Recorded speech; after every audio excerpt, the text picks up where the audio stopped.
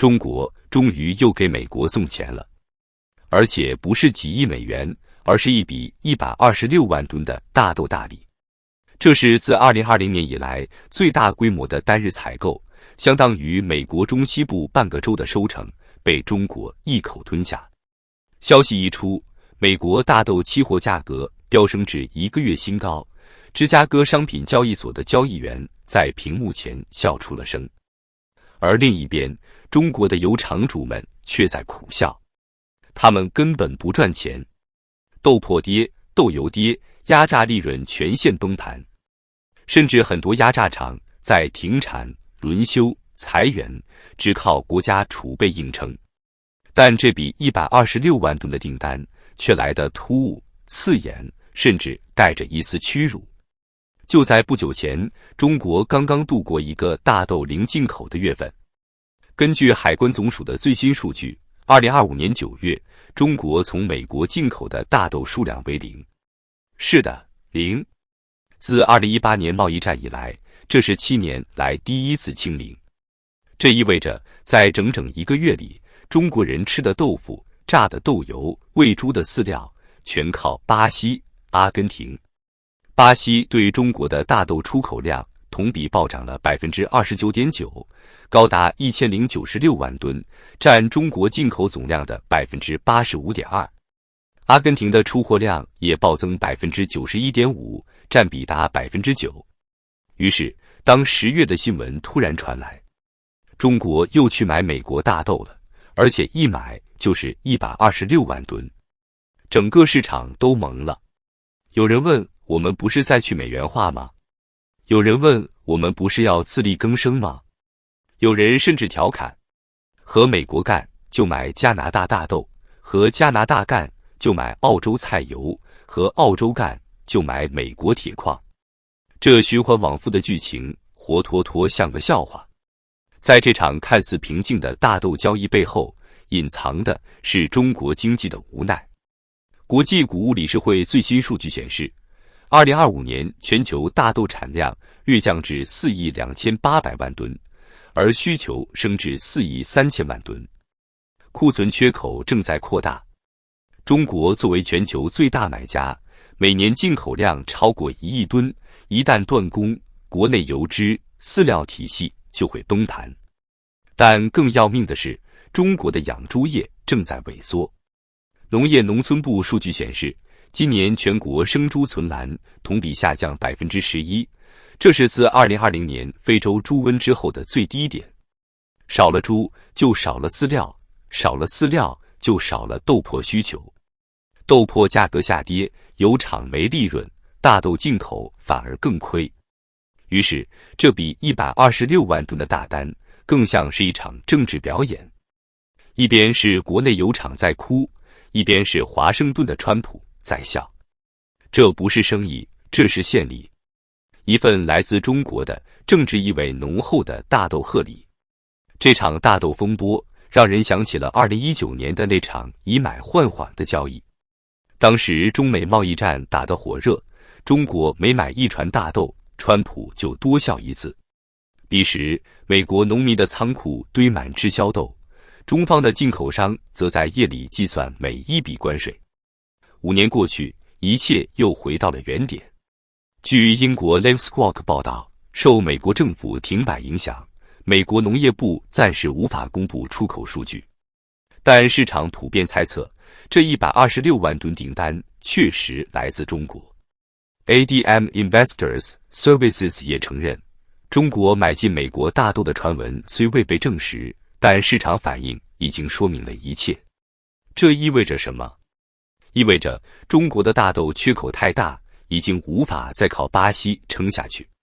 巴西的老作物库存几乎耗尽，新季大豆还没收割。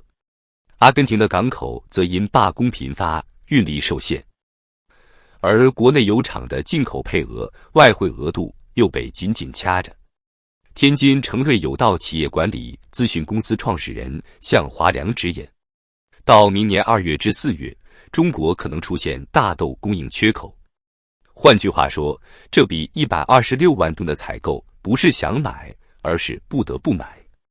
在贸易战的棋盘上，大豆早已不是农产品，而是战略武器。2024年，美国对华大豆出口额高达126亿美元，而自2025年5月起，中国从美国进口量骤降至0。北京以为可以惩罚美国农民，用经济手段影响选情，但讽刺的是，最终被惩罚的是中国自己的产业链。2025年7月，美国农民获得政府补贴，美豆库存转向欧洲与墨西哥，而中国则面临豆油短缺、压榨利润暴跌的困局。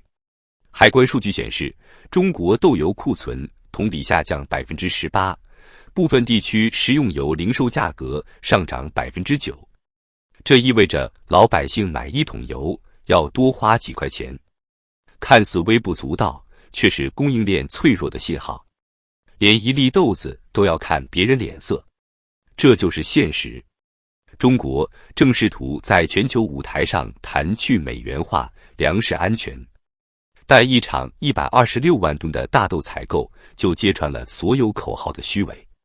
很多人以为大豆只是喂猪的饲料，但在国际政治的博弈里，它是撬动一个国家粮食安全的杠杆。它关联着食用油、肉类、养殖业、通胀，背后连着就业、汇率与外交。当中国一边喊着科技自立，一边又用外汇买美国大豆，这就是最大的讽刺。而更深的悲哀在于，这126万吨大豆并不是市场自由选择的结果，而是地缘政治的妥协，是中美关系重启前的试探性投名状。有分析称，这笔订单的背后是双方在 APEC 峰会前的军事热线重启，中美正在恢复危机沟通机制。简单说，就是我给你买豆子，你给我留点面子。但问题是，这种买回来的和平能持续多久？126万吨大豆，这不是贸易，而是投名状。川普不需要北京的善意，他要的是中期选举胜选的筹码。而中国不是主动买豆，是被逼着跪着买。就在这笔订单传出的同一周，美国农业期货市场迎来今年最大单日涨幅，大豆价格突破每蒲舍尔12.8美元，创下自9月以来新高。芝加哥交易所的投资顾问在社交平台上发帖：“中国又救了我们。”他们的兴奋背后是中国的焦虑与无奈。很多人以为贸易战只是芯片、半导体、稀土的对决，错了。真正打疼中国的不是高科技，而是农业。大豆就是川普最精准的一把刀，因为中国人要吃肉，而肉靠饲料，饲料靠豆粕，这是一条无法替代的供应链。中国每年进口超过1亿吨大豆，其中1/3曾来自美国。当川普在2025年5月宣布对中国商品加征100%关税时，北京第一时间暂停美豆采购，以为能以牙还牙。结果，半年不到，中国的油厂断粮，猪场减产，压榨亏损。农业农村部数据显示，2025年上半年，中国豆粕库存下降了36%，国内豆油批发价一度飙升到每吨10400元，进口停了，油价涨了，猪肉价跌了，企业亏了。唯一没变的是老百姓越来越苦。中国想报复，却发现自己被锁在一场看不见的粮食战里。过去几年，北京在各种会议上高喊粮食安全是国之大者，但现实冷得像铁。中国的大豆自给率只有17%。更悲惨的是，这17%中，超过一半是非转基因大豆，只能用来榨酱油、做豆腐，根本不能喂猪。而能喂猪的转基因豆全靠进口。2025年上半年，中国从巴西进口大豆6530万吨，从阿根廷进口870万吨，两国几乎垄断了中国的粮油命脉。一旦南美气候失常，运输延误，整个中国的食用油、饲料系统都可能陷入崩溃。所以，当川普在镜头前咧嘴笑的时候，北京只能在台下咬牙切齿，还得继续买。最讽刺的是官方口号与现实的撕裂，一边在喊人民币国际化去美元化，一边却不得不用美元结算去买美国大豆。2025年第3季度，中国外汇储备降至3.1万亿美元，为近4年来最低。美元荒蔓延到银行系统，中小企业进口配额受限，粮食贸易企业被迫用国家外汇额度结算。这意味着，普通的民营贸易商连买一船豆的资格都没有。他们在期货市场看着美豆飙升，却连仓位都下不了。有油厂负责人在微信群里苦笑，买不起美元，也不敢买豆。于是政府亲自下场，由中储粮、中粮集团出面下单，以战略采购名义签约，买的不是利润，是政治空间。这126万吨大豆不只是贸易数字，而是外交筹码。10月初，美中双方重新启用军事危机热线，中方释放出重启对话的信号。